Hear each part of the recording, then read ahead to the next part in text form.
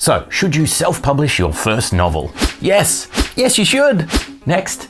But seriously, if you're thinking about self-publishing your first novel, you should do it. It's never been easier to self-publish, the costs are relatively low, and going through that journey will teach you lessons about the publishing business which will be invaluable to you as you continue your writing journey. But there's another big reason why you should look at self-publishing, and it comes down to one grotty little word: promotion. Now, you might be the rare individual who's written an amazing debut novel, which just happens to be what publishers and literary agents are looking for right now.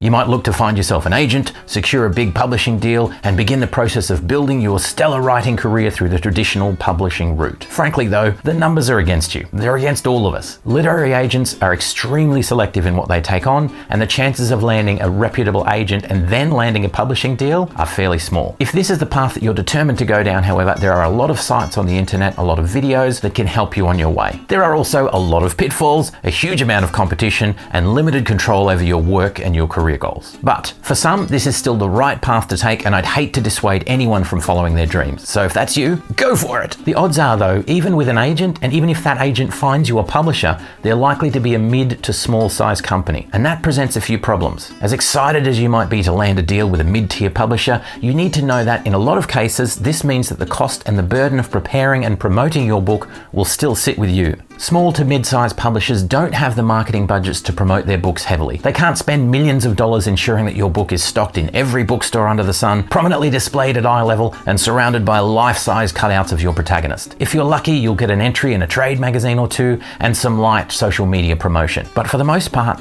that's it. Unless you're already famous, that means you have one very large problem.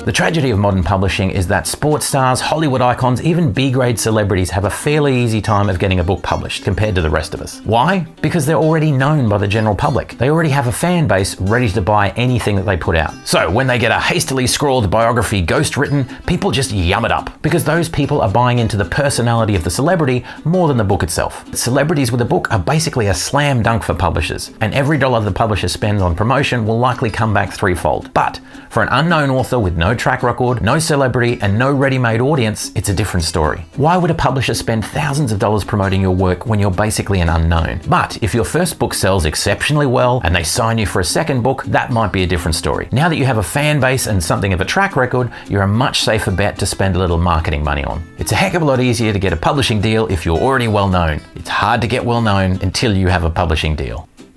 The real problem here is that you're going to have to do the heavy lifting when it comes to the following: writing and editing your book, which will likely include paying for several editors, proofreaders, and so on. Promoting yourself as a writer via social media, podcasts, and so on. Marketing your book, posting ads, running giveaways, doing signings, those sorts of things. Setting up an advanced reading group to read and review your work ahead of releases. And building out a large mailing list of readers. As a bare minimum, you'll have to do these sorts of things if you want to get your name out there and start building an audience. But even though you're doing all of that, most likely you won't have complete creative control over your book if you're with a larger publisher. You won't be able to make quick changes to your cover or description once it's been published. You won't be able to control the price of your book, when and where it's sold, and those sorts of things. That's why I think your debut novel is a perfect opportunity to self-publish and start building a following. Use that book and the next couple to build your fan base, become known as a writer, and then your chances of landing a better publishing deal in the future will be far greater. You'll also have the benefit of a lot more knowledge about writing and the publishing industry as a whole. Now, it might be that your debut novel is a peerless masterpiece, but odds are it's probably not. You'll get better the more books you write, and this will also increase your chances of getting picked up by a bigger publisher because you've had that early practice at writing and getting better at your craft. But before we look at the benefits of self-publishing, let's look at the single greatest blocker to you succeeding in this. The main blocker to self-publishing is going to be you. There's a lot to learn, and that will take time, experimentation, and a lot of effort. You're effectively starting a new business. It's a lot to take on, and there's a lot of risk that things will go wrong. Fear is a big factor if you go down this route. But don't fool yourself that signing a deal with a publisher will be a stroll down easy street. Even though a bigger publisher might give you a little more security in that they know the business and should be able to guide you to some extent, they won't do everything for you. Whether you self-publish or not, you're going to have to learn a lot and put a lot of effort into selling your books to readers, or it won't go anywhere and no one will read it.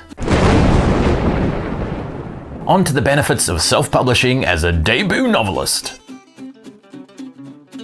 This is a big one. If you self-publish, you'll have complete creative control over every aspect of the process. From writing, editing choices, to the look and feel of your cover, pricing, marketing, promotion, which formats you publish in, how you distribute, where you distribute, and what hat you're wearing while you're doing all of this.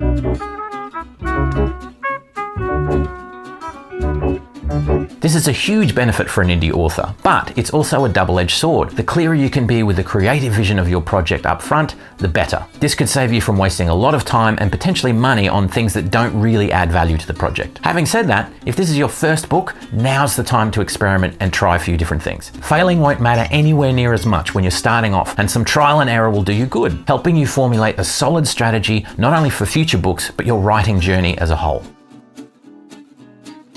Because you've got full creative control, you can quickly change when something isn't working, or if you want to try a new approach. For example, if your book sales are lagging after the first few months, you might want to change up your book cover and run a new marketing campaign based on that new cover. You might even want to discount your book for a certain period, or give it away for free for a few days when you're about to launch the second book in your series. You can change your book description, add editorial reviews, and make a whole host of other changes very easily and quickly whenever you want. The bottom line is that you can shift quickly and try new things to keep your book fresh in the minds of readers. If you're with a bigger publisher, you'd still be promoting your work everywhere possible and continually trying to drum up business. But publishers aren't big on the whole giveaway idea. For most indie authors though, running a giveaway competition or discounting your books during a new book launch or other times in the year is an essential part of a solid marketing strategy. Self-publishing gives you the ability to do this on your own timetable. It also means that you can spontaneously set up a giveaway if you're on a podcast and listeners are showing some interest, or you can pass free copies on to influencers that might be able to promote your books for you. Flexibility in running giveaways and those sorts of things are another great benefit of self-publishing, which you won't necessarily get with a bigger publisher. Okay, so it's not like you're going to be able to bottle up all of your mistakes and failures into a 6-month debut book project. You'll make mistakes and fail regularly on your creative journey. And on each occasion, there will be an opportunity to learn something important. A wonderful, stupid, painful opportunity to learn something new.